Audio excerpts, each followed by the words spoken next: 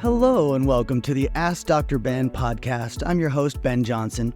As a holistic-minded physician, I've spent the last 20 years looking outside the box and conducting research to find the true causes of skin conditions and other diseases.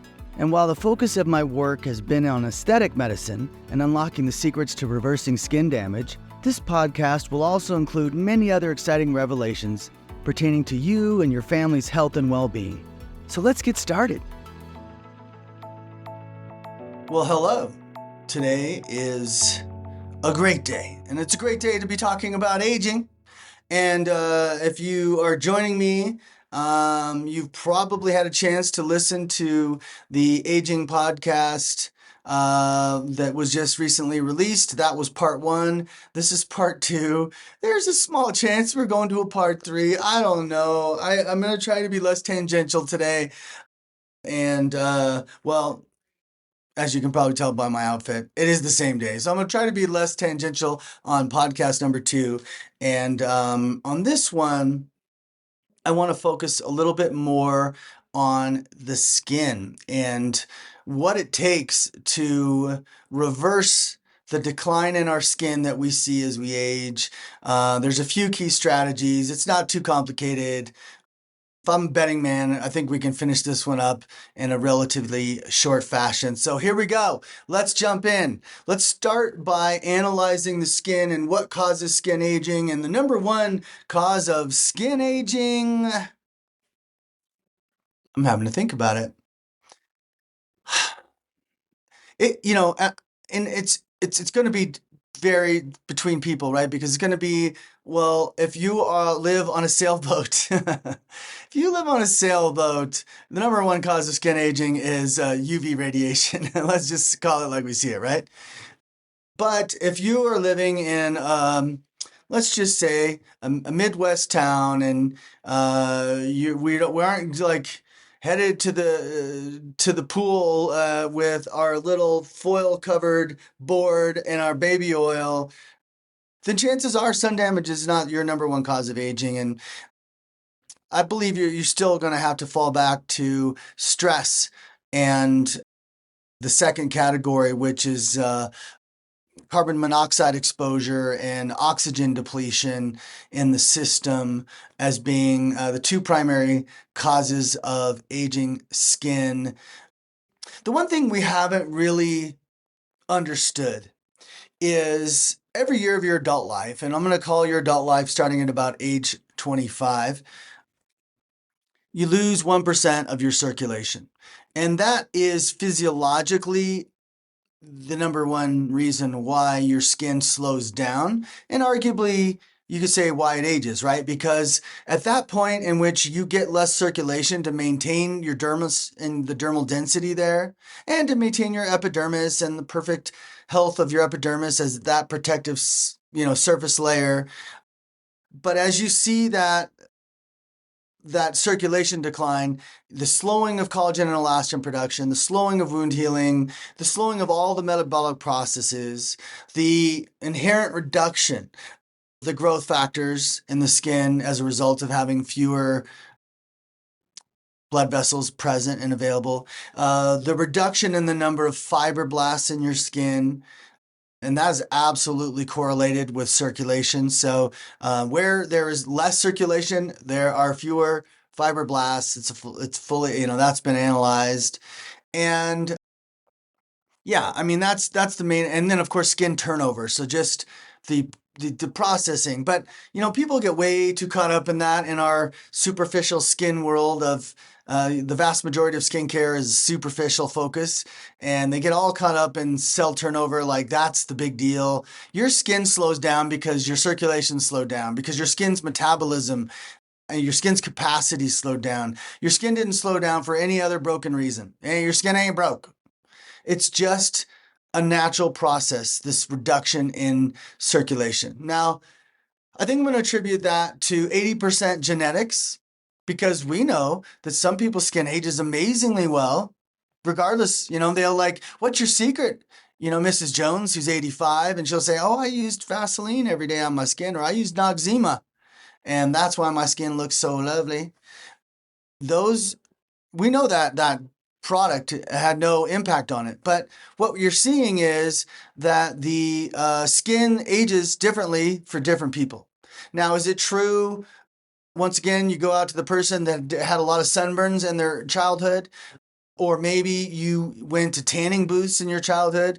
Both of those things were my thing. I lived in Seattle. When the sun came out on the weekends, I was out until I burned. Like, it was just, I didn't use sunscreen. It's just like, yeah, I burned, but good, sun. Oh, yes, sun, right? And then, yes, embarrassingly, in Seattle, where you're deprived of sunshine to the point of depression, I did also use tanning booths before it was well known what they did, and I never used eye protection, so my eyelids got a nice healthy dose of unhealthy dose of a imperfect attempt at matching the sunlight, and those are highly inflammatory. Those are highly damaging. Sunbeds are not a good option, not a good sun replacement option, because you can't duplicate nature. And so, with that understanding, it is true that you're going to lose more circulation the more sunburns you have. You're going to lose more circulation the more sunburns you have. But I'm going to pose to you that the evidence is in that sun itself is rejuvenating to the skin. And what I mean by that is going out for 10 minutes, just as the example, in modest sun, and the vitamin D that produces, the cascade of beneficial events that have been shown in clinical trials to occur, the collagen stimulation that occurs from that, the circulation that results from that, and whatever other benefits we're still learning about, I can promise you that getting some sun every day is a rejuvenating event. And so the only time that circulation is impacted by the sun is when you're getting a lot of burns.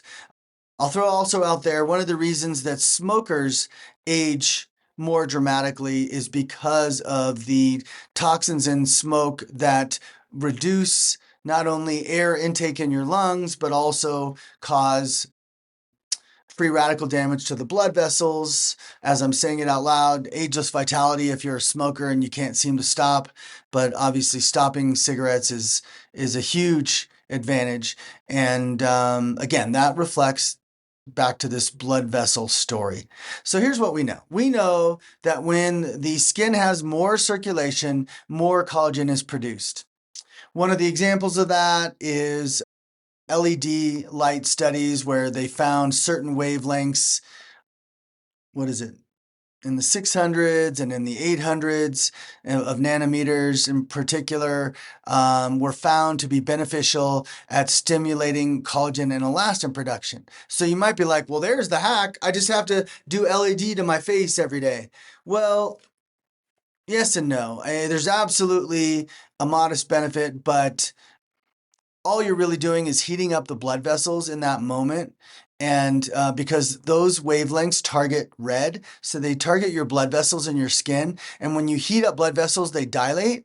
And so the result of dilating blood vessels is, if you were to measure collagen in that moment, dilating blood vessels are going to lead to an increase in collagen production. And sure, that's fine. But just remember, what that also means is heat. Going into an infrared sauna is going to increase your collagen production for the amount of time that you're in that sauna.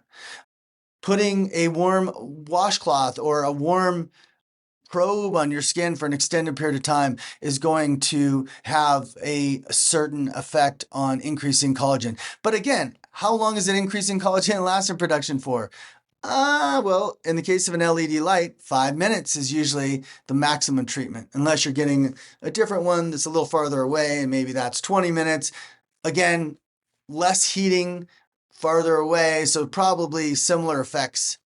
But again, is 5 minutes of vasodilation going to make a big difference in your skin? Sorry, I just thought I stopped my video.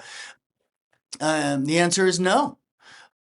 So that's why I don't spend my time doing LED lights.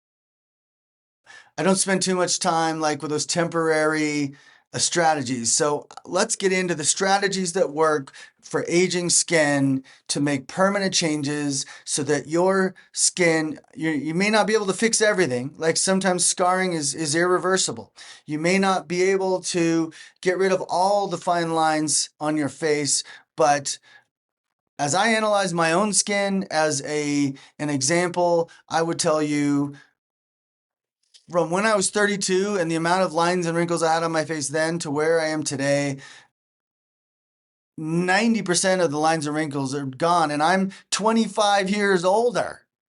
That's pretty crazy. So, what is it? What is the secret sauce to being able to do that and actually get a net gain in collagen? Because that's really what you're looking for from the collagen and elastin point, is you want a net gain in those two molecules.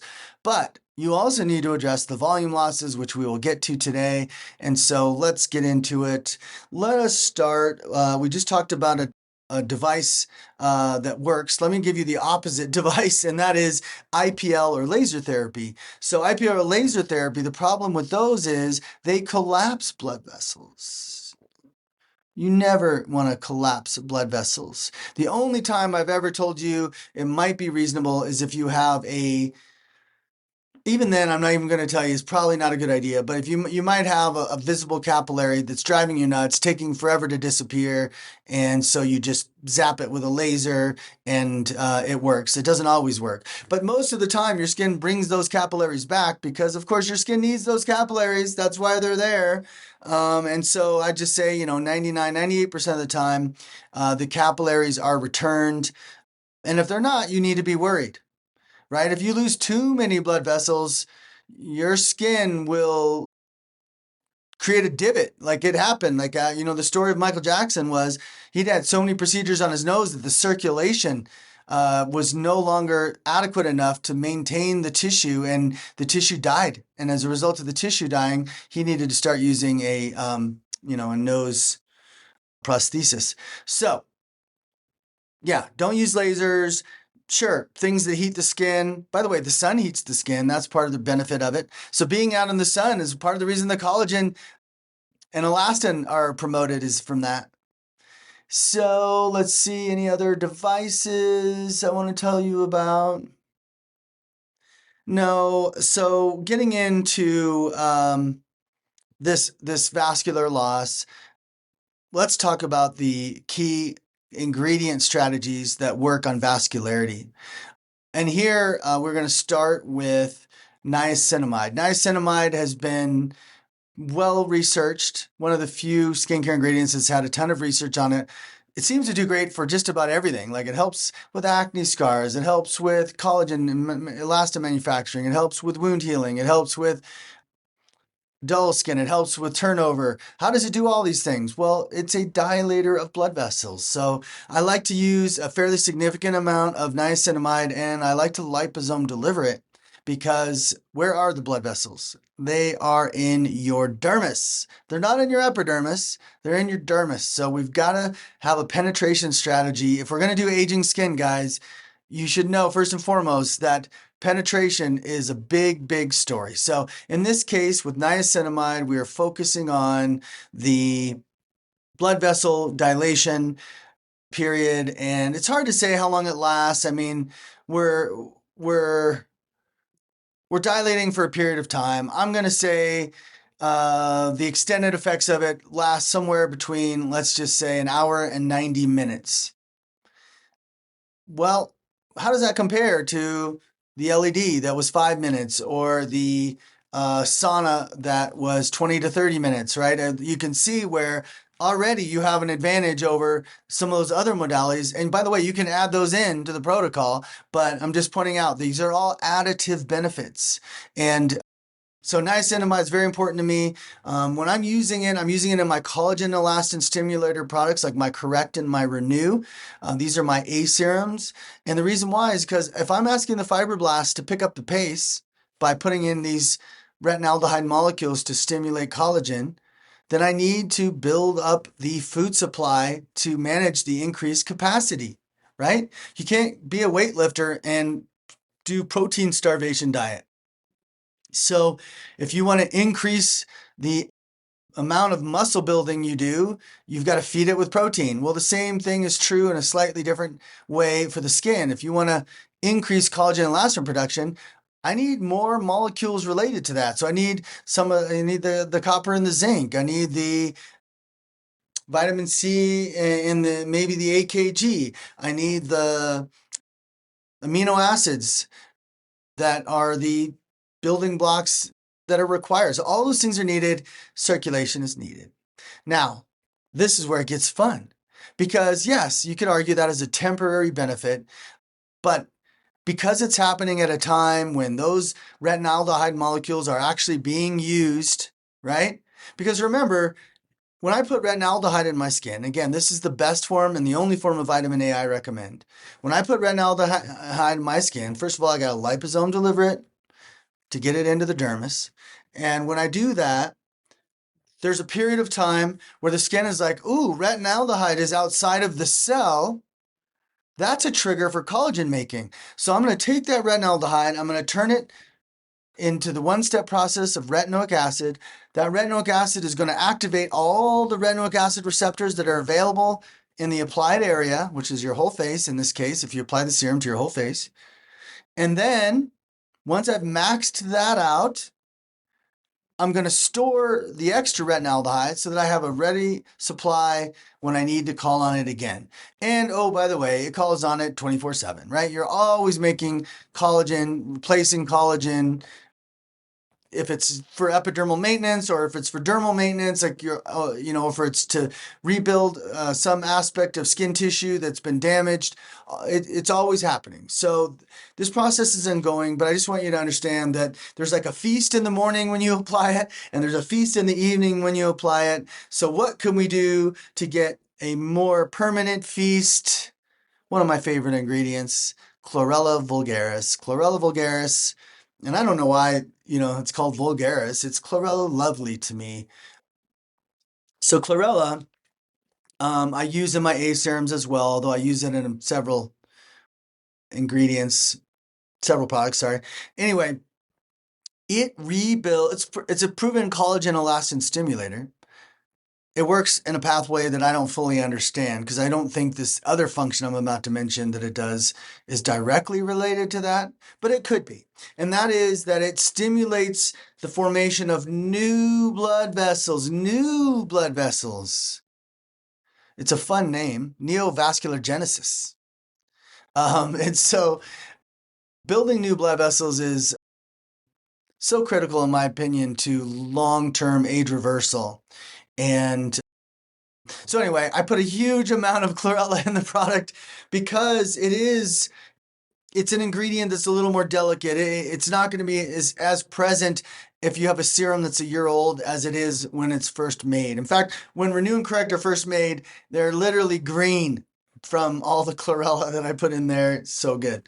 So love that ingredient. Powerful antioxidant for if that's ever needed. I don't think that's its major role, but yes, love it. Rebuild new blood vessels. So what else do we have that does that? Well, that's where we get in because we're talking about our core 4 serums. So I'm not going to just lay into the A serums for aging skin. All 4 of our aging serums that I mentioned earlier have a different role. So one of the products is stem factor. So stem factor contains 600 different growth factors and cytokines, which are basic little chemical mediators that are in your skin that help push projects along, direct projects. We honestly don't know the brilliance of the skin and how they exactly work, but I like to think of them maybe as generals.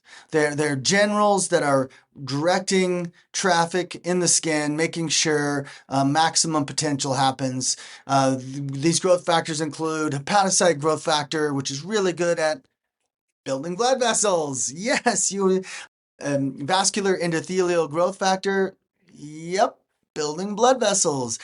Even ingredients like FGF, which is fibroblast growth factor, and there's several of those in the stem factor serum. So you have all these different goodies that are all telling the skin, I think we could replace some of those lost blood vessels, guys. We've now got the growth factor stimulus to do it. We've got the nutrients to do it because you're using stem factor with these vasodilators and vascular builders. And so this combination all of a sudden creates a net gain. And you hear me say every once in a while, it takes a village to create permanent age reversal. It can't be a one-man show. Retinaldehyde dropped into the skin will increase collagen production modestly, but never enough for real visible active age reversing effects because you haven't addressed the shortage, the circulation shortage. You got to address that in the process. So it's a really powerful tool. And I love it. So that is a big part of the aging skin dynamic is replacing that lost circulation. So just to paint that picture for you, as a 57-year-old, I mean, shoot, I'm a few weeks away, so I'm going to call it, as a 57-year-old, I am 32, I have 32, I theoretically should have, that's what I wanted to say, 32% less circulation in my skin than at my highest, best skin state. 32%? A third? That means I should be making a third less collagen and elastin. Well, you could see why in that kind of environment, your skin might decline at a more rapid rate. Like, that's a lot of collagen and elastin to not be making on a monthly basis. So, this is a process you want to start relatively early. Ideally in your 30s. I don't know that you have to start in your 20s. I'm going to give you a break. You 20-year-olds, you spend your money buying good food. You don't have to put a huge budget into skincare. I would focus on buying good food for the reasons identified in Ageless podcast number 1. And once you start in your 30s, this is the time to start focusing on it because I'm telling you, you're just going to age so well. And there's a weird dynamic happening right now. There is a big division happening. I've seen a lot of 55 plusers that are totally grayed out and are, because they're on medicines, they've got puffy lower lids and dark circles, and that ages you in appearance more than anything. They have volume losses they haven't addressed, and then it's just the wear and tear of there's just an interesting dynamic happening around that I notice where I do see quite a few people who are aging well, and then I see quite a few people who are not aging well. And the distinction has a lot to do with what we talked about in podcast 1. But getting started on a good aging protocol to me is critical. And I guess let me go on a little tangent here to say, the inflammatory strategy that's been implemented for the last 3 decades in the aesthetic world and the dermatology world is such a horrible direction to go. And you are getting a net loss in your collagen, and you might even be losing your subcutaneous fat. If you're using those high intensity ultrasound lasers, well, I guess they're by definition not lasers, they're high intensity ultrasound aesthetic devices, or some of the deeper chemical peels or some of the deep lasers, you're taking out more structures than just collagen. You're taking out subcutaneous fat, and that'll leave you more saggy, more wrinkled. If you're doing Botox, you're shrinking your muscles. Let's just get into volume here for a second. Volume losses are one of the most dramatic reasons why your skin ages. The number one volume loss is your structural fat pads, the main ones that are going, and this is where it's so nice to do my podcast on a video, right? But the main ones you have are in your forehead, between your brows, okay? So if you can imagine, there's a whole layer of structural fat. It's not the subcutaneous fat of your skin. No. Below that is this structural fat that is meant to kind of be around forever. Because if you ate a diet where you weren't drinking excessive alcohol, where you weren't eating excessive amounts of sugar, and where you were always getting good fats in your diet because you had, let's just say, access to olive oil or other good oils, and you were putting them in your salads or whatever, and you were getting those good fats and you didn't fear fat. Okay, you didn't fear fat. By the way, butter is a great fat. Hello. Never do margarine, never do alternatives. Anyway, so you're getting your good fats, and I should say butter has a lot of good fats in it. But anyway, the deprivation of good fats will cause, with the sugar, with the alcohol, certain medicines are depleting the fat pads faster. I think because the fats are particularly addressing the damage that medicine is doing to some part of your body. I haven't figured out all the reasons why your structural fat pads go. I suppose the number one reason is starvation. And what I mean by that is, there's different ways to have weight loss. But if your weight loss strategy is super rapid and it's from a deprivation of calories at a significant scale with high intensity exercise, your body uses fat for fuel. It'll start using, once your body fat reaches a certain point, your body will start drawing from your structural fat pads. So, like the number one reason, well, it's hard to say in Hollywood. I was going to go, the number one reason in Hollywood for the filler faces is because they've all lost their structural fat pads because they've had to maintain such tight body fat percentages to be on a bikini on the big screen, right? Or for men to be, shirtless with a six pack on the big screen. That takes a lot of work. That takes a really low body fat percentage. And so that will steal from these structural fat pads. So forehead, through the brow, eyes, so the top lid and below the lower lid. I want to distinguish the lower lid because a lot of people get puffy lower lids and they think that that's bad fat. Puffy lower lids is inflammation related to the kidney. And so I don't know exactly if it's kidney toxins depositing in the fat cells of your lower lid or so if there's some other inflammatory process going on.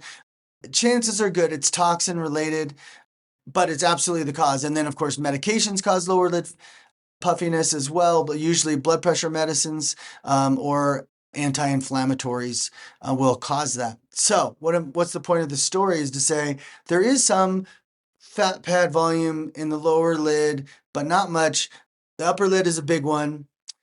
The wedge of your eye, under your eye here, and on this side under your eye here, that wedge, that where we see tons of wrinkles, right? Where do we see our wrinkles start? Forehead, maybe first, maybe eyes first, and we're like, oh, those darn muscles that close that area. Like, come on, guys, it's not your muscle. You had all those muscles activated when you were 10. There was no problem. It's the lost volume. It's the lost volume of fat pad that allows collagen to push into wedges. And so if you had that pillow of fat underneath your collagen, it would no longer do that. It's amazing. So restoring your fat pads is one of my favorite biohacks. It's what we do with our recovery. Soon to now have recovery gel caps or recovery oil. Soon now to have C60 added, which is a cool little ad, but nothing related to the fat pads. And in this is the critical fatty acids that are specifically targeting your fat pads. They're not your subcutaneous fatty acids. They're just a different population. And so we can go in there without making you, you might gain 3 to 5 pounds most, but it's the lifting fat. It lifts your face. It lifts your skin in your arms. It lifts the skin in your thighs. It lifts your buttocks. It lifts your breasts. This is all proven. This is all from all my people who take this. It's not just but that sounds like too good to be true story. Fat is not fat, guys. Structural fat is different. And that's why I have a patent pending on this formula. And I think you're going to love it, but that is where you focus on for aging. Get your fat pads in order. Now, if you don't have lines on your forehead, if you're not really developing any lines here under your eyes, if your nasolabial folds, another sign of a fat pad issue is your nasolabial folds will get more significant because your fat pads here are holding your face this way, and then so your face starts to collapse this way. So marionette lines, nasolabial fold lines are fat pads. They're not sun damage fat pads. So doing Botox, not a good idea. Not only does that damage your brain and your brain stem, it also kills your muscles, so that causes your muscle to die, which causes your face to sag over time. This is real. This is happening to people who've been on Botox for like 10 years. Their face is droopy. Their eyebrows start to droop. Yeah, what do? They go and get a facelift. Fine. Now you look a little weird. There's a few facelifts that look better, but you know what I mean. Most of the time, facelifts look like facelifts. They go in and get plumpers to address all of this. Never had to happen. All you got to do is naturally replump the volume of your face. Stop doing Botox. Stop hurting your muscle. Where else on the volume? It is true that weight loss will reveal wrinkles because your subcutaneous fat is also stretching your skin. So it is true that as a lot of people who have dramatic weight loss or just have weight loss in general, they're like, why do I look older? Well, your subcutaneous fat was giving you a false sense of youth, and that's true. But you come off of that weight loss and you start down in recovery, a tablespoon twice a day, I am here to tell you. Because what you end up doing with that is you restore just the fat pads. You don't restore all the fat. Like we all want a leaner cheek. We want more defined cheekbones.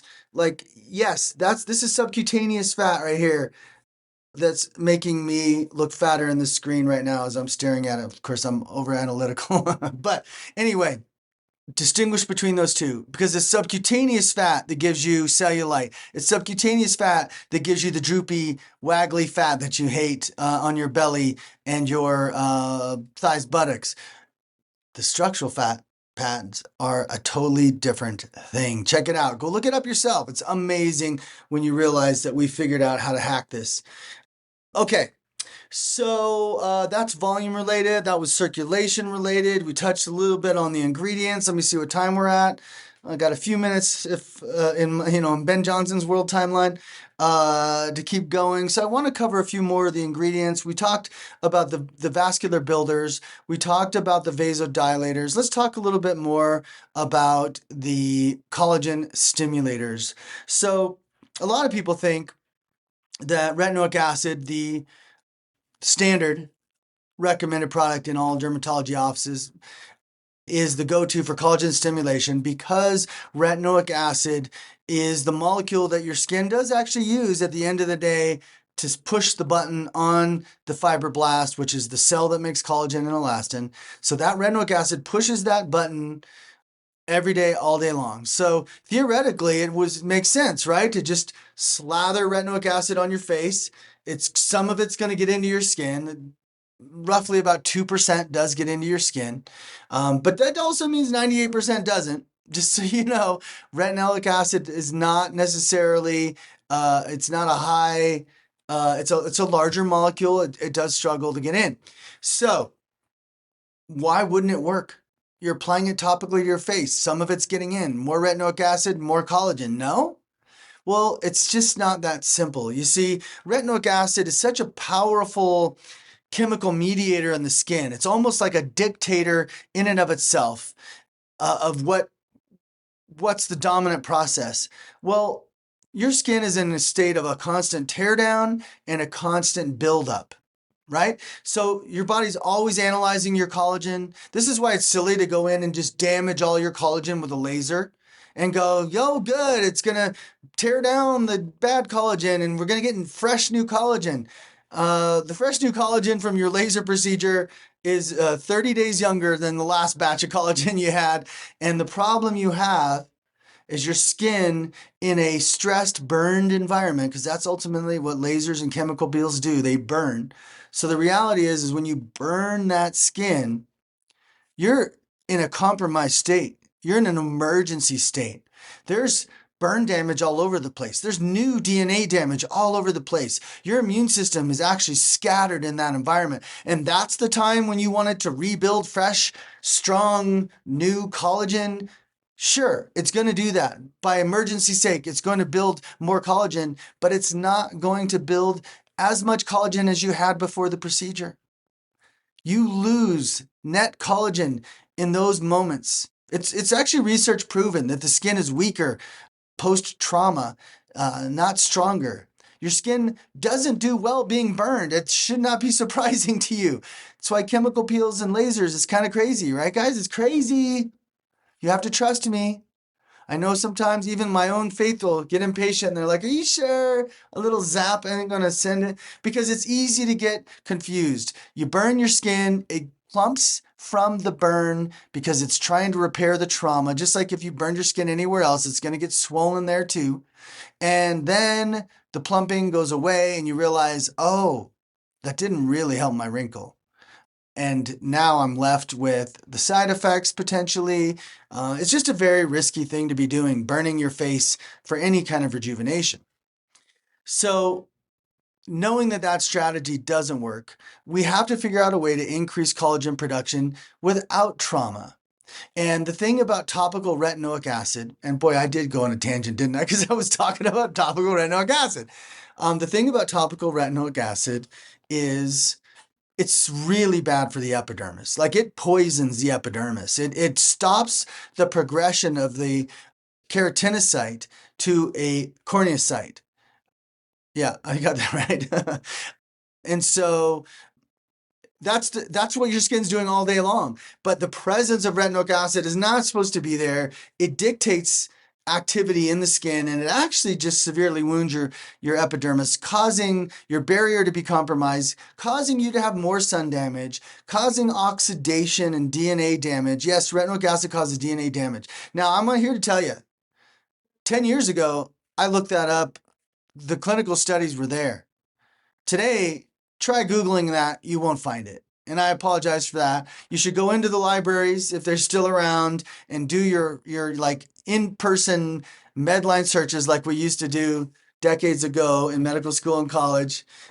But today everyone uses Google, and it's a tragedy because Google just no longer provides the information. So retinoic acid causes DNA damage. It causes super harsh changes to the epidermis. It's visibly inflammatory. It exfoliates your skin, which causes barrier damage. It's dehydrating to the skin.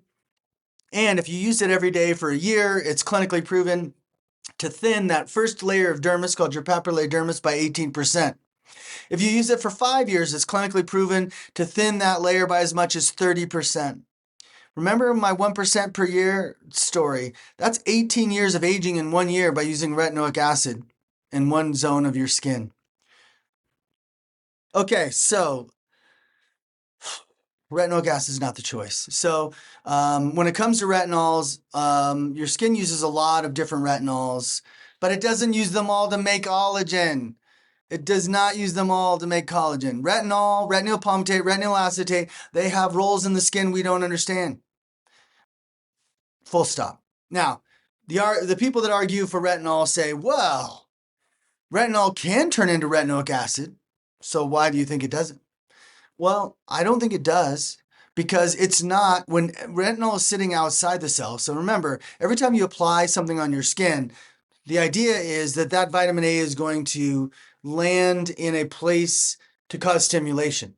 If that retinol goes straight to a retinol storage center in your skin, nothing's going to happen.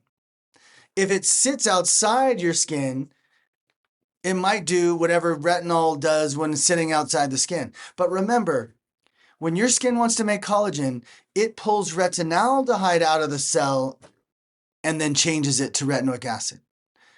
It never pulls retinol out of the cell and changes it to retinoic acid.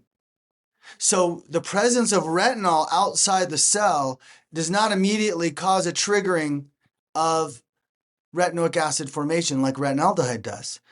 So what happens with that retinol? I don't know.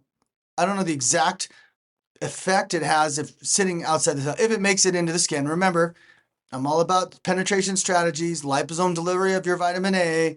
Retinol has a 2% penetration, so most retinol is not even making it to your dermis where it needs to go to have its real effect. What it does do is it causes exfoliation, and that exfoliation will lead to some epidermal collagen manufacturing because the skin's like, ooh, I just made that barrier in the last 30 days. Now you just damaged it. I'm going to have to replace it from the bottom up. So I'm going to have to increase my collagen manufacturing. And so because of that, I am going to increase, the fibroblast activity can be measured, and yay. But the problem you have there is all you did was damage your epidermis, force your dermal collagen making cells to make collagen for your epidermis, which is about to shed. So it ain't long-term dermal collagen, which is the goal of permanent age reversal, is long-term dermal collagen.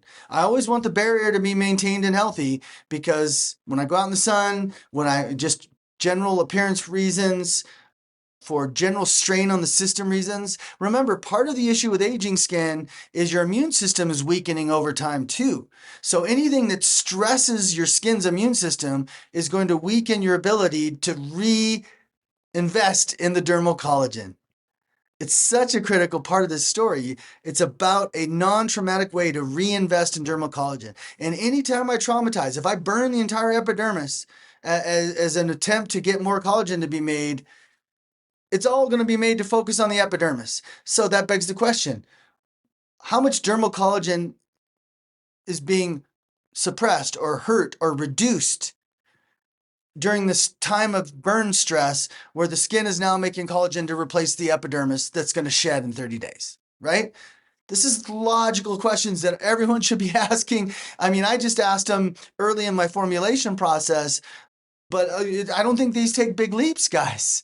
There's not a big leap here. And yet I don't know of any other companies getting permanent age reversal results. So I'll leave you to explore these ideas further. But so retinol, retinol palmitate, retinol acetate, all have this potential to exfoliate, but none of them really do any significant changes to your dermal collagen. And that's really my goal for those serums. We talked a bit about trauma and why you don't want to do trauma. Let's also talk about, just the clinical trials on retinaldehyde are off the charts. By the way, retinaldehyde is exploding into the industry. I don't know, where we might have been one of 2 companies using it. I think now there's 15, 20 different companies that are using it. Great. Go ahead, get out there and do it. I hope you have a delivery system. I hope it's stabilized. Now, the last 2 companies I looked at that were using it, I saw no indication of a stabilizer. And if you don't have a stabilizer for retinaldehyde, it's gone. It's non-existent in that formula. It's not capable of lasting really more than 24 hours. So I don't know how it'll present in the product. You might see little black dots, little orangish black dots. If you see that, that's your retinaldehyde that you paid the big bucks for. So check out the clinical trials on our website about retinaldehyde, but it's proven to be as potent at stimulating collagen as retinoic acid, proving to be almost non-irritating, or the least irritating of the retinols, arguably. It's proven to be safe in pregnancy. It's proven to activate so many different, when they did the study on gene activation, retinaldehyde had an off the charts result. So I have something in my eye. Retinaldehyde had off the charts results in rejuvenation gene activation. I didn't provide the study. It's way too wonky for a consumer assessment, but I'm just telling you the clinical trials are in. Retinaldehyde is great. Has to be stabilized. Absolutely should be liposome delivered, and absolutely needs co-partners. So let's talk about a couple of other co-partners before we finish up on aging skin. Actually, this is going to go a little bit longer because I have to talk about the other core 4 serums. So the other ones that include asiaticoside. Asiaticoside recruits more fibroblasts. It's an amazing ingredient. We liposome deliver that down into the dermis where the fibroblasts are located. We have 1,3-beta-glucan, which recruits macrophages. So fibroblasts and macrophages are the 2 biggest growth factors producers in your skin. They're like stem cells might be in your mind, but most of your stem cells are dormant and they're waiting to be converted to fibroblasts or macrophages or some other cell. And so it's these guys that you want. And 1,3-beta-glucan, amazing at recruiting. And so liposome deliver that down into the dermis for adding to the macrophage recruitment, also adding to the fibroblast recruitment of the asiaticoside. And of course, increasing circulation. We already talked about that increases immune cell presence.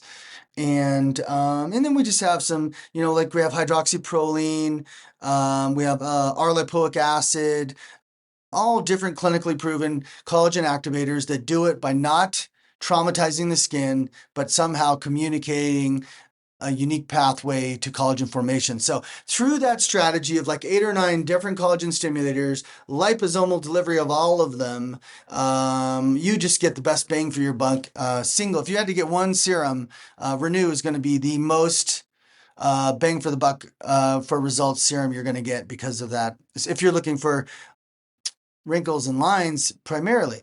But if you're wanting to focus on the textural changes of your skin that have occurred as a result of, I don't know, oxidative damage from doing chemical peels over and over again, oxidative damage from using hydrogen peroxide, benzoyl peroxide on your face repeatedly, textural damage from acne scars of the past, like one of the great ones is Rescue. This is again that same oxygen molecule, trioxylane, but being used topically this time, and it will permanently correct some of the structural changes in the epidermis because it repairs oxidation. So unlike antioxidants, Rescue repairs oxidation.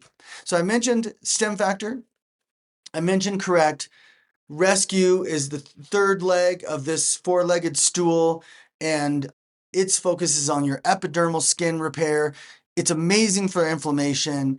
It's amazing for age spots. It actually makes them disappear. You don't have to use a lightener ever again. It's amazing for texture changes, so like accordion skin changes. I mean, it's our number one bestseller for a reason, but it's mainly because of inflamed skin problems. So that is another part of the aging skin you need to address. And then the final part of aging skin that we need to address is the wound healing component, the DNA repair component. And this is where a lot of people accurately know that vitamin C has a role. So vitamin C has a DNA repair ability in it. It's used to help repair its DNA damage. But you have to maximize vitamin C to really get the benefit that you want. And so what our catalyst does is it maximizes the potential for vitamin C. How does it maximize vitamin C? Because vitamin C is not working because it's an antioxidant. Vitamin C is working because it makes the amino acids in your skin sticky so they can stick together and build collagen and elastin molecules in your skin. And if you don't have enough vitamin C, your skin falls apart. But there is a biohack, which is AKG or alpha ketoglutarate, does the same thing. And so by taking that internally with our Regenerate product or by using Catalyst topically, you are maximizing collagen elastin production. You are expanding wound healing. And what's so fascinating about that is a lot of the things that show up on our skin are simply our skin getting into a chronic state of wound healing. So when you get red spots, chronic wound healing. When you get visible capillaries, chronic wound healing is happening. Your skin's adding blood vessels to that area to help assist in some kind of wound that's not healing.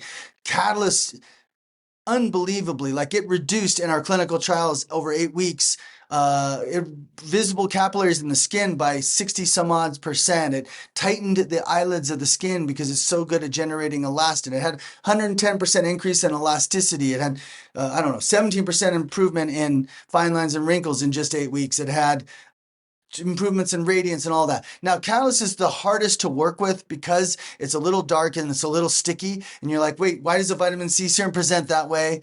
The answer is because we make the sticky amino acids in the bottle. And that process does cause the serum to get a little dark over time. But that is why it's the only product in the world that permanently reverses acne scarring or scarring of any kind by up to 70%. Just by topical use alone. There's just nothing like that in the world. What it does is so much better and bigger than a C serum could potentially be, and it all has to do with the cofactors that are being used. So if you're trying to tackle aging skin, let's just summarize what I've had to say.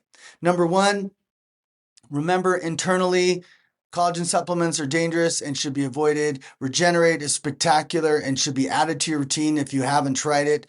And you probably just want to do it for 8 months. If you're like 30, you just want to, well, You might not even need it for 6 months if you're 30. But if you're at that point where your skin is showing lines and wrinkles, good chance you're going to need the full 6 months of Regenerate. Recovery, if you're starting to lose the volume in your face, and again, you're just looking for the beginnings of lines between the brows, lines across the forehead, lines around the eyes that persist after you smile. All those things are indicators.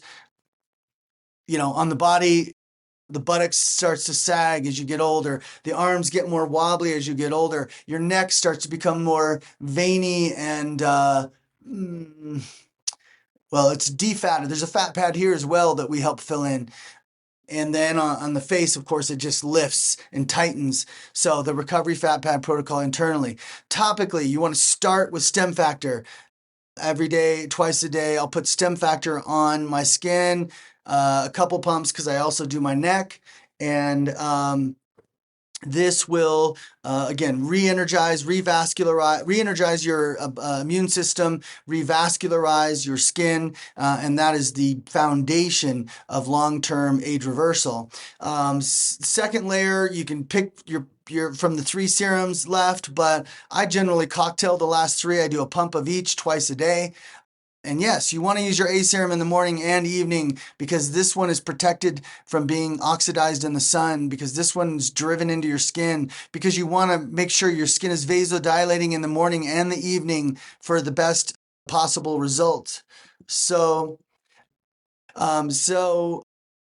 that you want that in focus. So you're doing a pump of those twice a day, mixed in your hand, applied. Ideally, what you're doing then is you're working on your epidermis.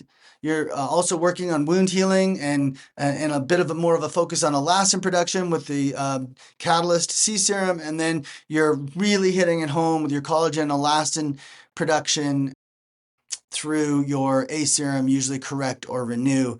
So that's a strategy I would do. I'll just add using the Epic tool, finishing the process with the Epic tool, and then spraying infuse or boost over the top and really massaging it in a second time. A double massage of these serums is important. These are concentrates, and the Epic tool really adds to the penetration of the product. So I think you'd enjoy that as well. So this is how we tackle aging from the surface. I also suggest, as you heard me say, get some sunshine every day. Don't put on SPF 50 in the morning in your makeup or where have you, unless you're going out and you're going to be on a boat or out in the sun for extended periods of time. Allow the sun to get in where it can as much as you can. You're getting vitamin D supplementation from Regenerate, but nothing replaces actual sun. So keep that in mind. Sure, throw in an LED if you want, if you have the time and the money you want to invest, but just remember, it's a pretty, it's a 5-minute effect in the morning and the evening. If you want to do infrared sauna 3-5 days a week, that's also going to benefit your skin and also detox your body. And that's a nice way to complement the things that we're doing. But in general, there's nothing like this out there. So I hope you take my advice by, tracking my own progress as aging. I mean, I know you can go back and look at my older videos and see I do look older in videos. And then also just looking at our before and afters and appreciating that. So I'm going to cut it there. I hope to see you soon on the next episode. I'm just trying to see how to shut this off now that there it is. We'll see you next time, guys. Thanks for joining me. I hope you've enjoyed this episode of Ask Dr. Ben. Please leave a review if you can, and subscribe to the show on Apple Podcasts to get access to all of my upcoming episodes. My website is osmosisbeauty.com, and you can find me on Facebook at osmosisbeauty. And you can also follow me on Instagram at osmosis_beauty. Thanks for listening.